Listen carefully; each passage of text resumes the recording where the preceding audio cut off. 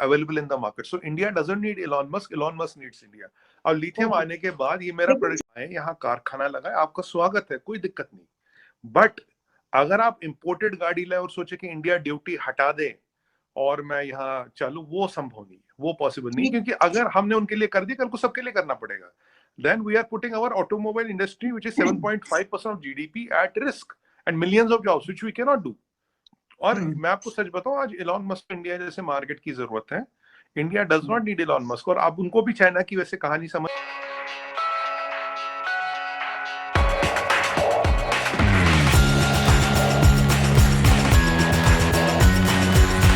जैसे उसका एक मार्केट शेयर आता, वो 20-30% प्राइस गिरा देता. 20-30% प्राइस गिराने का मतलब है वो सारा इंडिया. देखिए, ये आर्टिकल पढ़ना पड़ेगा आपको, समरी में बताता हूँ. उसकी 50%. एलोन मस्क जैसा बंदा चाइना के इशारों पे कुछ करेगा. हाँ, उसके अपने तो बेनिफिट्स हैं, उस पे तो वो कर सकता है सब कुछ. आप देखिए, उसने बर्लिन में प्लांट क्यों लगाया जब उसका प्लांट सबसे बड़ा टेस्ला में था. कहानी कहाँ से शुरू होती है, मैं छोट समरी में बताता हूँ. कहानी शुरू होती है आज से 5-7 साल पहले. उसने कहा मैं वो बीजिंग और बेंगलोर के बीच गोते खा रहा था. बीजिंग में लगा मैं, फिर कहना चाइना मुझे ये दे रहा है, ये दे रहा है, वो दे रहा है. आप बोले तो मैं आर्टिकल भी भेज दूंगा, लगा दीजिएगा, लोग पढ़ लेंगे. तो अब उसने फिर अल्टीमेटली डिसाइड किया बीजिंग. चाइना की कम्युनिस्ट पार्टी थ्री स्टेज पे चलती है: इंड्यूसमेंट, एंट्रैपमेंट और एंड गेम. पहले इंड्यूस करती है, हम ये भी देंगे, ये भी देंगे.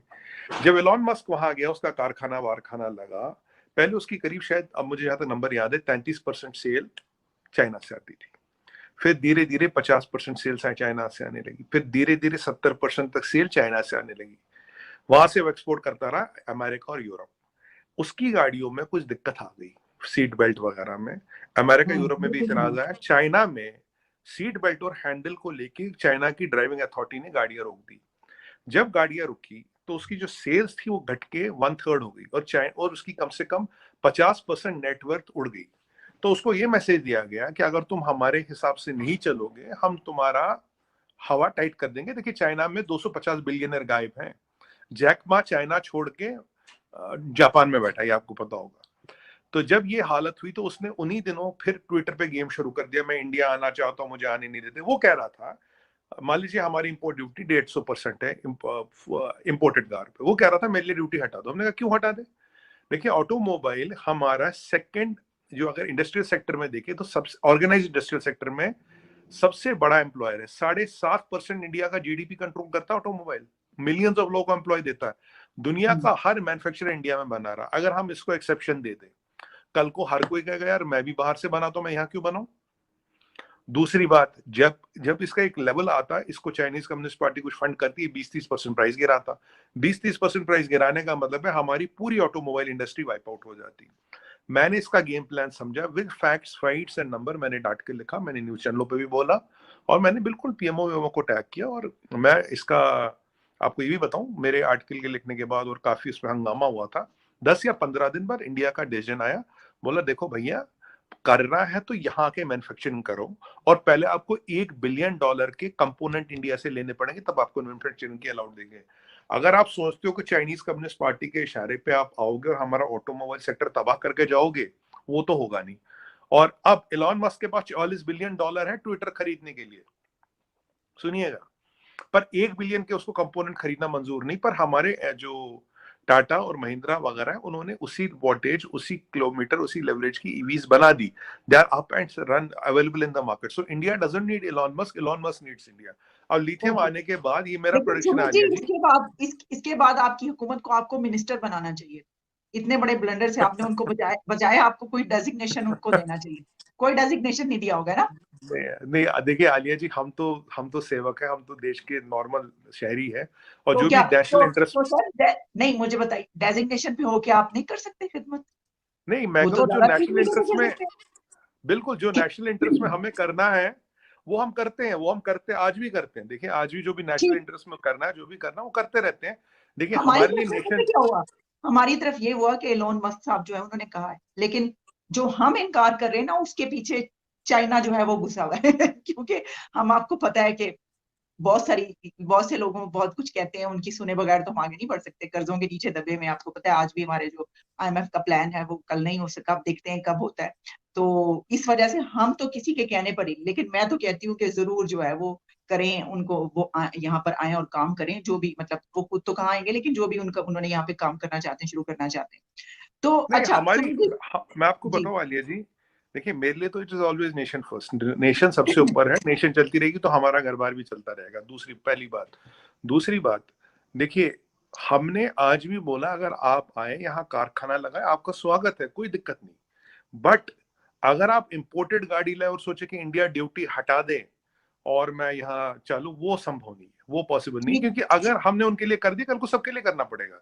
Then we are putting our automobile industry, which is 7.5% of GDP, at risk and millions of jobs, which we cannot do.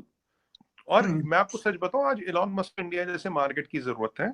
India does not need Elon Musk. और अब उनको भी चाइना की वैसे कहानी समझ आ गई है। जो बर्लिन प्लांट है वो खोलना इसीलिए पड़ा, उन्हें समझ आ गया कि चाइना से के भरोसे रह के काम नहीं चलेगा। और जो मैंने आर्टिकल लिखा उसमें विद डाटा विद नंबर्स एक एक चीज समझाई है कि क्या सेल थी, कितनी थी, नेटवर्थ कितनी उड़ी, क्या हुआ क्या नहीं हुआ, वो सब मैंने कर। और ठीक। मैं तो खुल के बोलता हूँ, आप जानते हैं मैं I don't mince my words, चाहे इलॉन मस्क ठीक। हो या कोई हो।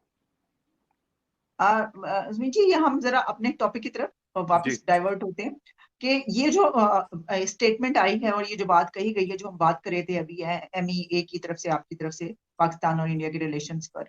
तो चलें, वो तो एक अपनी जगह पर है। इसी के साथ जो चाइना पे बात की गई है, तो हमारी तरफ से तो चलें, जो फॉरेन मिनिस्टर उनकी तरफ से स्टेटमेंट दी गई है, इस तरह की स्टेटमेंट्स जाती रहती है। कश्मीर का मामला भी डेली बेसिस पे हम देखते हैं कुछ ना कुछ हो रहा होता है दोनों कंट्रीज के बीच। तो चाइना की तरफ से भी क्या कोई स्टेटमेंट आई थी या कुछ ऐसा कहा गया है जिसकी बिना पर उनको कहा गई है ये वाली बात?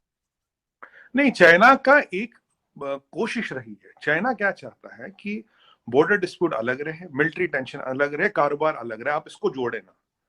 हमने उनको बोला भैया जब तक बॉर्डर पे ये टेंशन है कारोबार वैसा ही नहीं रहेगा, क्योंकि चाइना को डर क्या लग रहा है, चाइना के हम थर्ड या फोर्थ बिगेस्ट पार्टनर है और हमारे साथ ट्रेड उनका सरप्लस में है, अराउंड 60 बिलियन हमारा ट्रेड डेफिसिट है चाइना के साथ। अगर हम निकल जाते आज की इकोनॉमी में चाइना का 60 बिलियन ट्रेड बहुत बड़ा, और चाइना समझ रहा है कि India decoupling of supply chains कर रहा है, धीरे धीरे खुद चीजें बना रहा है। पहले हम क्या करते थे, चाइना को हम एक ओपन कंट्री की तरह, जैसे मान लीजिए ये चीज है, ये हमें चाइना में मिली, हमने लाई बेची। अब हम क्या करें, अपनी मैन्युफैक्चरिंग लगा रहे, अपना सारा लगा रहे, कुछ छोटे मोटे कंपोनेंट वगैरह चाइना से ले रहे, धीरे धीरे काम कर रहे वो भी। और मैं आपको बताऊं, अगर आप चाइना का इंपोर्ट लिस्ट देखिए उसमें 4 या 5 चीजें आपको बिलियन में दिखेंगी, बाकी सब मिलियंस में दिखेंगी। तो इसका मतलब क्या है, डिपेंडेंस नहीं है कहीं पे। तो जब तक हमें बाकी सप्लाई चेन्स वगैरह मिलती है, क्योंकि पहले जो गलवान के बाद रिलेशन बदल गई, सबसे ज्यादा और सबसे बड़ा मिलिट्री बिल्डअप अगर 13,000 फुट पे कहीं दुनिया में है, दुनिया में सबसे बड़ा वो इंडिया और चाइना के पीछे मिलिट्री डिप्लॉयमेंट है। तो ये 2 साल से चल रहा है। तो अगर वो चाहते हैं आप इसको दरकिनार करो, आप इसको मतलब ना, don't bother about this, let's increase our business and ties and all. हमने ये क्लियरली कहा है। पहले ये वेंगी थी वो फेल हो गए, अब नए क्या है, गोंग ल्यूगांग नहीं, क्विंगवांग, क्विंगवांग जो नया ये फॉरेन अफेयर्स मिनिस्टर है, अब वो आए हैं कि भाई आप ऐसा करें। बट हमारा स्ट्रैटेजी सेम है। हम देखिए, हम दोनों के साथ पीस और ट्रैंक्विलिटी चाहते हैं। हमें तो $50 ट्रिलियन की इकोनॉमी दिख रही है 50 साल में, हम तो वहां की तरफ जा रहे हैं Alia ji. Less than 50 years we are seeing that. तो we are not bothered about engaging with Pakistan and China. But अगर आप एंगेज करोगे, अगर आप तंग करोगे, अगर आप हमारे कामों में रोड़े अटकाओगे, तो फिर हमें रिटेलिएट करना पड़ेगा। जैसे गलवान हुआ, हमारे 20 भाई शहीद हुए, तो उनके तो 135 लोग मरे, उन्होंने अब तक ये नहीं बताया उनके कितने लोग मरे। इंडिया पाकिस्तान की लड़ाई हुई तो पूरा जवाब दिया गया। तो बट हम लड़ाई नहीं चाहते, ये स्टेटेड पॉलिसी है, हम लड़ाई नहीं चाहते क्योंकि हमें अपनी डेवलपमेंट चाहिए जी। हमारे पास टाइम नहीं है लड़ने वड़ने का, इधर उधर जाने का। बट हाँ, अगर प्रवोक करेंगे, अगर हमारे इरादों और हमारे मफादात पे हमला होगा, तो we will retaliate in a proportional and may be even in a disproportionate manner. अगर आप अभी यूएस इंटेलिजेंस की रिपोर्ट भी देखें, उसमें भी इस चीज का जिक्र किया गया है, आपने देखा होगा वो। तो हम, बट क्या हमारी मंशा लड़ाई करने की है? नहीं। क्या हम लड़ने बढ़ने में इंटरेस्टेड है? नहीं। हम अपनी तरक्की में इंटरेस्टेड है, हम दुनिया के लेकिन लेकिन देखिए ग्लोबल उसमें साउथ के भी बात लीडर्स हैं। रखी है कि जैसे कि भाई लापरवाही में भी जो है, तो लापरवाही में आपकी तरफ से भी तो मिसाइल चल जाता है। नहीं देखिए, मिसाइल चल गया, वो अनार्म्ड मिसाइल था। देखिए एक्सीडेंट्स हो सकते हैं, अनार्म्ड मिसाइल था वो, उसमें कोई वॉरहेड वगैरह नहीं लगा था। और मैंने वो आईएसपीआर का प्रेस वो कॉन्फ्रेंस अगर देखा था और इस मैंने, तरफ से कुछ हुआ और यहाँ से ही कहा गया कि ये तो गलती से लापरवाही से कपड़ा मार रहे थे, टाकी मार रहे थे, चल क्या फिर क्या करेंगे आप उसको मान लेंगे? नहीं नहीं, देखिए हम तो इंटरसेप्ट कर लेंगे ना। देखिए मैंने एक सवाल, देखिए आलिया अच्छा जी, हाँ, सवाल ये ये बात है कि आप इंटरसेप्ट कर लेंगे, हमने नहीं किया। ये सही है। देखिए मैंने ये सवाल पूछा था आपके दूसरे एक चैनल पे, डिजिटल चैनल पे मैंने सवाल पूछा था। आईएसपीआर का प्रेस कॉन्फ्रेंस आया तो होस्ट ने मुझे पूछा आपका क्या कहना है। मैं कहा देखिए ये बाय एक्सीडेंट हो गया, इट इज अनआर्म्ड मिसाइल, मुझे नहीं पता मिसाइल कौन सा, जो जो मुझे स्ट्रक्चर दिख रहा, मुझे शायद ये इन लोगों को ब्रह्मोस ये भी कहता रहे कि अमेरिका के कहने पे किया, पता नहीं क्या क्या नहीं, कह रहे शायद हैं। नहीं नहीं, ये कोई ऐसे हम किसी की बात नहीं सुनते। अमेरिका हमें डिक्टेशन नहीं देता, वो दिन निकल गए। ऐसा कभी, ये मोदी का भारत है, किसी की सुनता नहीं है, पहली बात।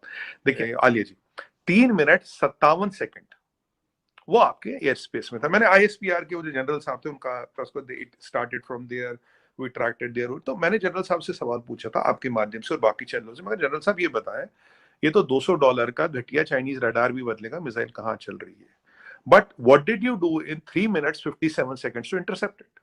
हाँ, मुझे लॉजिक है, वही अगर समझ- या आप वेट कर रहे थे जब गिरेगा तब पता लगेगा, खड्डा कितना बड़ा होगा तो उससे पता लगेगा मिसाइल छोटी है बड़ी है।